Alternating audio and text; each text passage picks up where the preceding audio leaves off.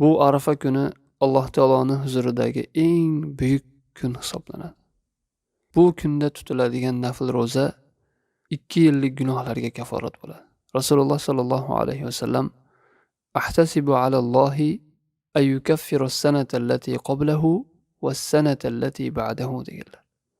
Men Alloh taolodan umid qilamanki, oldingi yildagi gunohlarga ham, keyingi yildagi gunohlarga ham kaforat qilishini. Mana shu Arafa kunida tutilgan ro'za. Qarang, 2 yillik gunohlarga kaforat bo'lishiga sabab bo'ladi. Bu Arafa kunida Alloh taolo odamlarni jahannamdan ozod qiladi. Rasululloh sallallohu alayhi vasallam aytadilarki: "Ma min yawmin akthara min an yu'tiqa Allohu fihi 'abdan minan nar min yawmi Arafata." Biror bir kun yo'qki, Arafa kundan ko'ra Alloh taolo bandalarni jahannamdan ko'p ozod qiladigan boshqa kun yo'q. Ya'ni eng ko'p jahannamdan ozod qiladigan kun Alloh taolo mana shu Arafa kuni. Alloh taolo bandalariga yaqinlashadi bu kunda. Ya'ni o'zini ulug'ligi, buyukligiga loyiq ravishda bandalariga yaqinlashib, farishtalarga ular bilan faxrlanib aytadi ekanki: "Ma aroda haula." Bu bandalar nimani xohlayaptilar deb so'raydi. Bu hadisni Oysha onamiz rivoyat qilgan, Imom Muslimda keladi. Ya'ni bu bandalar nimani xohlayaptilar? Odamlar nimani xohlayapti u kunda? Nimani istaydi? Allohning mag'firatini, Allohning roziligini istaydi. Demak, ularning gunohlari kechiriladi ekan. U faqat Arafat tog'ida turganlarga xos emas. Arafat makonida tog'ida turganlarga ham va Arafa kundagi boshqa hajga bora olmagan hamma insonlarga. Chunki Alloh taoloning rahmati keng. Bu kun shaytonni eng haqillaydigan kun, eng shaytonni g'azabini qo'zg'atadigan, ichidan kuyadigan kun bu kun.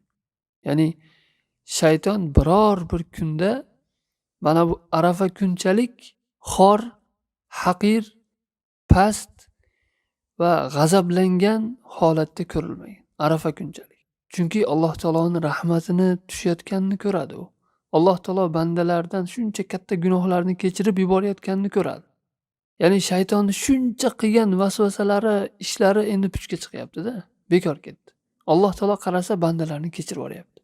Juda ham xor bo'lib, past bo'lib, haqir bo'lib, alami kelib xor bo'ladigan kun mana bu kun. Bu duo kuni. Arafa kuni duo kuni. Bozorlarda aylanib yuradigan kun emas. Ko'chalarni kezib yuradigan kun emas. Bekorchi narsalar bilan vaqt o'tkazadigan kun emas. O'yin kulgu qiladigan kun emas. Futbol o'ynaydigan yoki futbol tomosha qiladigan kun emas. Duo kuni. Bir yilda bir marta keladi. Eng buyuk kun. Shu imkoniyatni qo'ldan boy bergan kimsa haqiqiy mahrum odam bo'ladi. Bu Arafa kuni duo qilinadigan kun. Abdulloh ibn Amr ibn As radhiyallohu anhudan rivoyat qilingan hadisda Nabiy sallallohu alayhi vasallam aytadilar: "Xayrud du'a du'a'u yawmi Arafa." Eng yaxshi duo Arafa kuni qilingan duodir dedilar. Qarang, eng yaxshi duo. Bir yilda necha kun bo'lsa, mana shularning ichida eng yaxshi qilinadigan duo mana shu Arafa kunida qilgan duo. Va khayru ma qultu ana wan nabiyyuna min qabli la ilaha illalloh wahdahu la sharika lah lahul mulku va lahul hamd va huwa ala kulli shay'in qodir.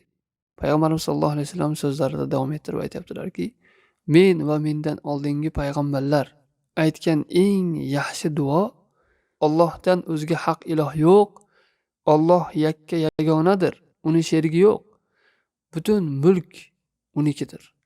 Butun maqtovlar, hamdlar unikidir. U hamma narsaga qodirdir. Mana bu duo. Imom Termiziy rivoyati. Mana bu duoda bir ajoyib sir bor, buyuk sir bor. Ya'ni bu kalima la ilaha illalloh tavhid kalimasi duo qabul bo'lish kaliti ekan. Hamma yaxshilikni eshigi mana bu. Dunyo va oxiratdagi barcha saodatlar, muvaffaqiyatlarning asosi.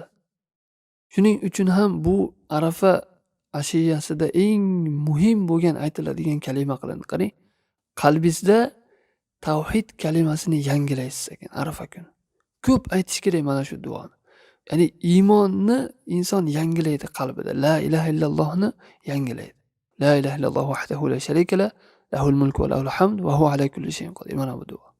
Bu kalima eng buyuk va eng afzal zikr bo'lishi bilan birga oddiy bir aytib qo'yadigan gap emas bu. Ko'p bir takrorlab qo'yish kerak bo'lgan kalima emas. Balki o'zini ichiga olgan katta ma'nolari bor buni. Katta maqsadlari bor. Bu kimga foyda beradi? Ixlos bilan, aniq ishonch bilan, Allohga bo'lgan iymon bilan aytgan odamga foyda beradi. Lekin ma'nosini bilmay, maqsadini bilmay faqat tilda quruq aytib qo'yishning foydasi yo'q. Balki shu ixlos, sidq bilan, muhabbat bilan, Allohga iqbol bilan aytish kerak. Bu jannatning kaliti. Endi Arafa kuni qachondan boshlab duo qilish kerak deyilsa, aytiladiki, quyosh chiqqandan boshlab to botguncha duo qilsa bo'ladi. Bu kunni hammasida duo qilishga haris bo'lish kerak inson. Bo'lib ham oxirgi vaqtida, oxirgi asrdan keyin to quyosh botguncha shomgacha. Ya'ni bu kun duo kuni. Eng yaxshi duo mana shu kunda qilingan duo deyildi. Nima hojatlaringiz bor? So'rang. Chunki bugun eng yaxshi duo qilinadigan kun. Insonni muhtojliklari, ehtiyojlari, oxirat ehtiyojlari va dunyo ehtiyojlari bor. Mana shu kunda so'raladi. Ya'ni gunohlari ko'p odamlar. Tavba qiling, mana shu kunda Allohga duo qiling. Ajraling hamma narsadan. Uzoq xilvatda Robbingiz bilan qoling. So'rang, qo'l ko'taring, sajda qiling, yig'lang, yalining, yolvoring. O'tinib Allohga duo qiling. Gunohkorman, ya Robbi, meni kechir, azoblamagin, sharmanda qilmagin.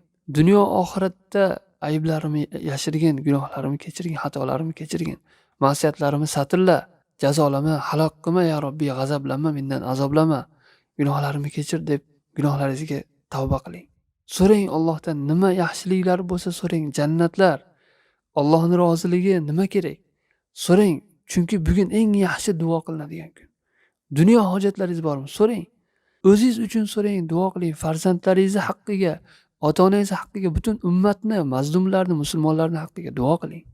Chunki bu eng yaxshi duo qilinadigan, duo ijobat bo'ladigan kun.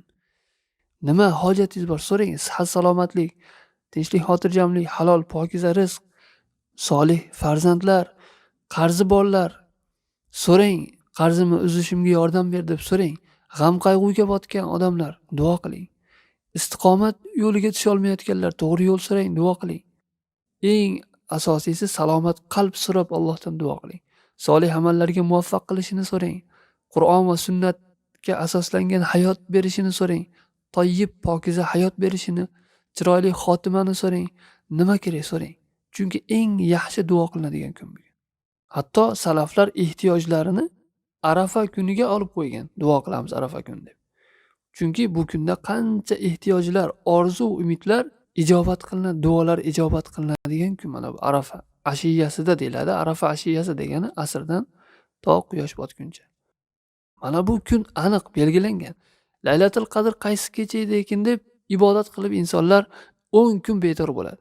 Bu kun ma'lum. Arafa kuni. Odam g'animat bilib imkon bo'lsa xoli qolib hammadan shu duo qilish kerak. Asrdan to shu shomgacha, shom azoni aytilguncha.